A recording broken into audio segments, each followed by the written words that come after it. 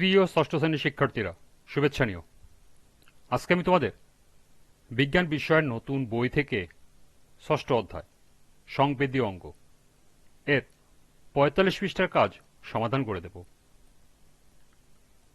প্রথমে তোমাদের বলবো, যারা আমার চ্যানেলটি সাবস্ক্রাইব করো নাই তারা আমার চ্যানেলটি সাবস্ক্রাইব করবে এবং আমার সাথে থাকবে। তাহলে চলো আমরা ক্লাস শুরু করি। বিজ্ঞান পৃষ্ঠা নং ৪৫, কাজ। মডেল বা চার্টের সাহায্যে কানের বিভিন্ন অংশ চিনে নাও। এবার খাতায় মানুষের একটি কানের চিত্র এঁকে অংশগুলোর নাম লেখো। বিভিন্ন অংশের কাজ উল্লেখ করো। তাহলে চলো এখন আমরা এর সমাধান দেখে নিই।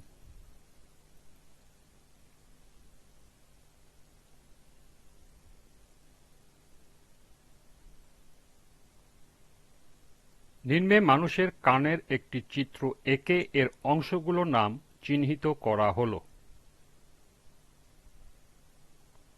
লক্ষ্য করো, এখানে একটি কানের ছবি দেওয়া আছে।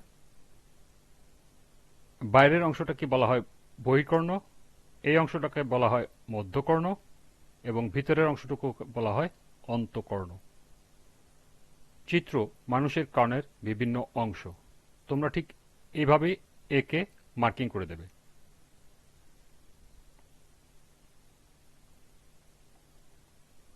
মানুষের কানের বিভিন্ন অংশের কাজ নিম্নে উল্লেখ করা হলো। বহির্কর্ণ অংশের কাজ। ১.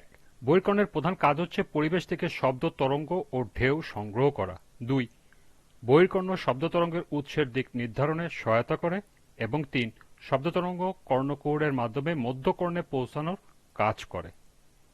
এরপর মধ্যকর্ণ অংশের কাজ। ১. ম্যালিয়াস, ইনকাস ও স্ট্যাপিস নামক অস্থিসমূহের মাধ্যমে শব্দ তরঙ্গ বা ঢেউ অন্তঃকর্ণে পৌঁছায়। ২.